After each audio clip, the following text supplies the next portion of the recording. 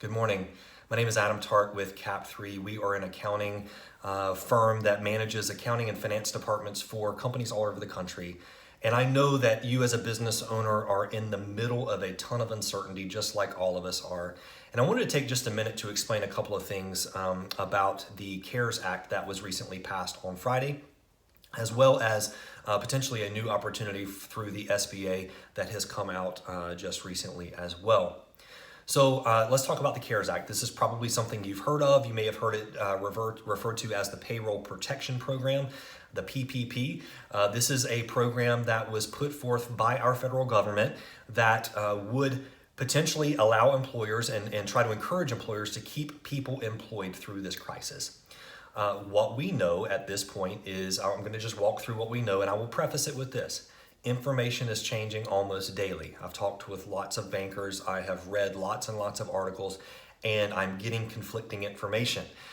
You may be getting conflicting information as well, and I think that that is just a function of the size and scope of this funding and the fact that this is moving fairly quickly. So let me preface this with, I'm going to share some information with you as I understand it today. Tomorrow I may have different facts, but here's what I know. I think that I'm going to encourage you as a business owner to take a few steps to be ready when this funding is open. This, as you can imagine, being such a large endeavor, banks aren't ready to start accepting applications today, but we are hoping that by the end of the week, application processes will be open at lending institutions and you will be able to go and speak with those bankers and apply for this funding. This is a loan that you would apply with a typical lending institution. Now, I would encourage you to do this. Email or call your current lending institution, your current bank, whoever you have your operating account with, and ask them if they are going to be participating in this program. Not every bank is going to be participating in this program, so you need to know ahead of time, is your bank participating in this program? My personal opinion is if you bank with a huge bank and you don't have a primary contact there, if they're participating, fine. I feel much better when I have someone that I know I can talk to. I have their email address, I have their phone number, someone that I can reach out to speak with.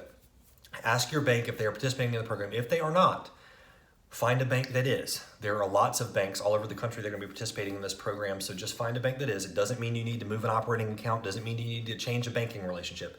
This is just for the purpose of this loan. Find a bank you know is going to be participating. Now, we are told, and what we have read, is that the size of the loan is going to be based on 2.5 times your average monthly payroll expense. Now, this payroll expense is going to be what we call kind of an all-in payroll expense. It's going to include health insurance premiums. If you are paying those for your employees, whatever you typically would pay for the health insurance premiums should be included in this number. We are also told that retirement benefits, if you're contributing to your employees' retirement, then that portion, not the elective deferrals from the employee, but what you are doing as the business owner should be included in this number as well. So you're going to want to find out what your average 12 months monthly payroll expense is for the last 12 months. Multiply that by 2.5, and that is going to be the size of loan that you are eligible for. We've heard a little bit of conflicting stories about how much of this is going to be forgivable, but let me share with you what I believe to be the case. Again, facts may change, but here's what we do know. We do know that this was put together in an effort to keep people employed, and we do know that a large portion, if not all, will be forgivable, assuming the business owner keeps their people employed. Here are a couple of other things that we are told and what we have read are going to be, these funds are going to be used for. Covering debt service.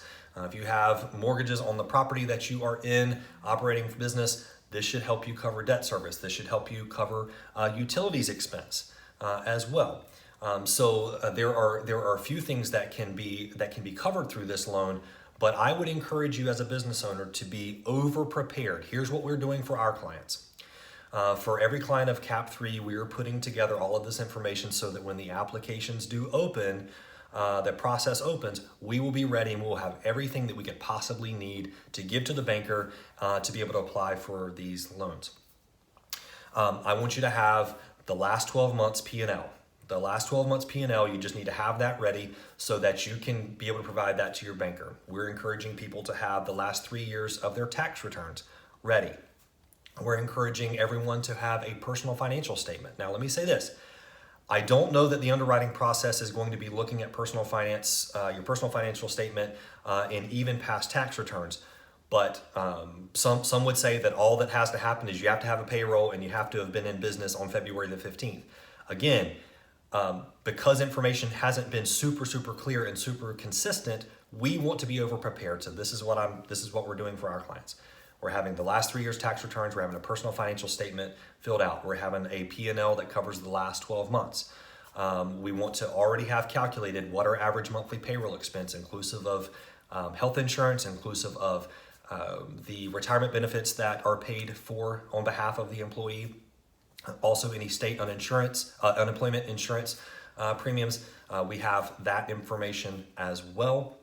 And then you want to make sure that you have substantiating documents. So for the health insurance premiums, quite simply, you're just going to go grab the last 12 statements from your health insurance provider, whether that's United Healthcare, Blue Cross Blue Shield, Cigna, whomever.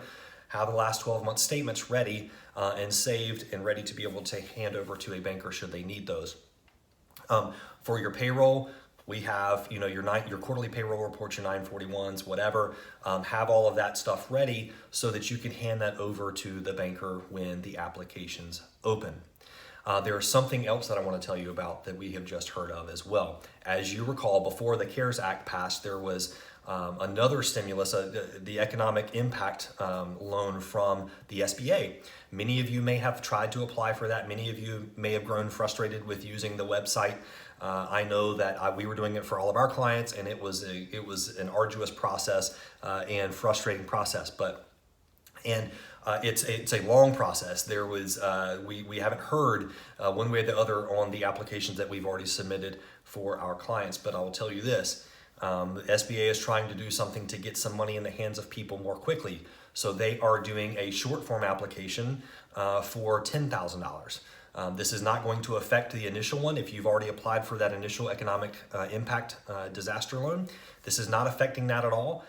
They're just going to try to get $10,000 in the hands of people as quickly as possible. So what we're being told is that there is a short form application available on their website. So I would encourage you to go to sba.gov, look for that short form application to apply for that $10,000 to get some money in your hands as quickly as possible.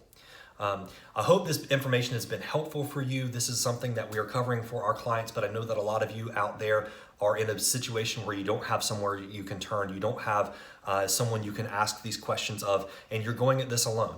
So I wanted to be able to reach out and hopefully provide a little bit of insight into this situation. Listen, if you have questions, I'd be happy to try to answer them as time allows. As you can imagine, I've got questions coming in from clients all the time, and we are trying to stay in constant communication with them. But I'd be happy to be able to try to provide insight and resources to you if it is helpful. You can reach out to my email address. It is adam@gocap3.com. That's adam@gocap3.com.